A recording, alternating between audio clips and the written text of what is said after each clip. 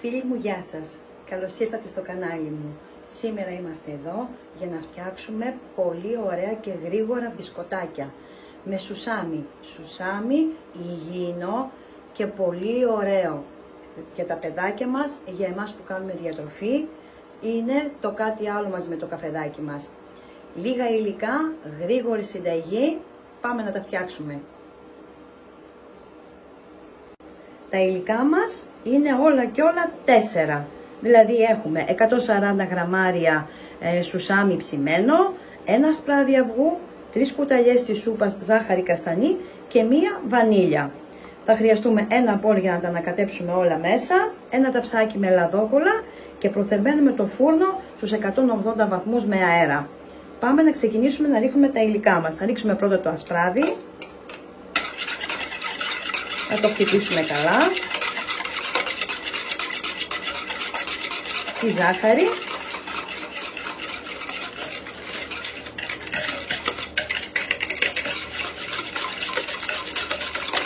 ανακατεύουμε καλά,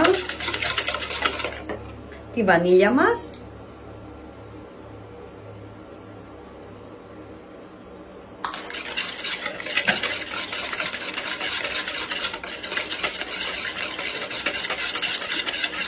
και σιγά σιγά το σουσαμάκι.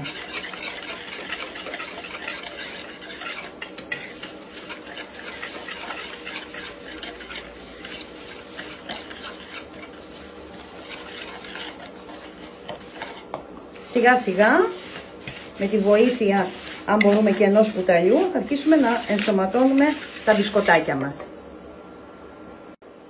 Το μείγμα μας έχει ανακατευτεί και είναι έτοιμο με τη βοήθεια ενός κουταλιού να το βάλουμε στο ταψί.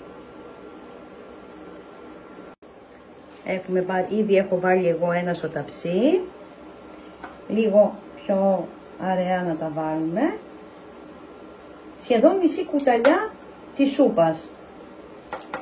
Το πατάμε λίγο και το διορθώνουμε. Αυτή που σας έδειξα εγώ είναι μία δόση. Αν θέλετε να κάνετε παραπάνω θα διπλασιάσετε τη δόση με τα υλικά. Αυτά είναι τα μπισκοτάκια μας.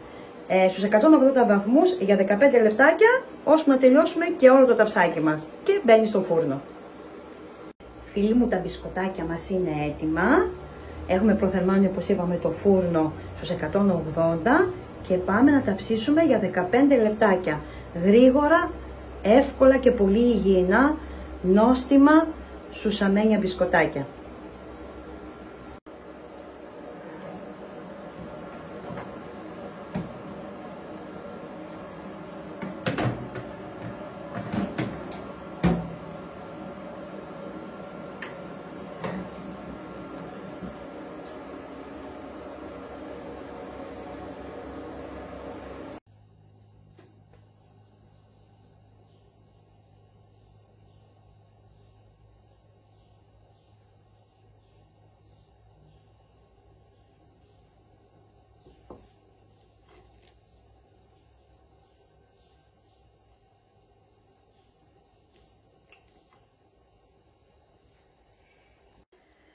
Φίλοι μου, τα μπισκοτάκια μας βγήκαν από το φούρνο και θέλω πάρα πολύ να σας δείξω πόσο νόστιμα έχουν γίνει, πόσο τραγανά.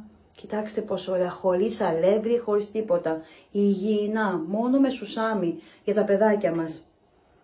Πω, οι μυρωδιές είναι φοβερές.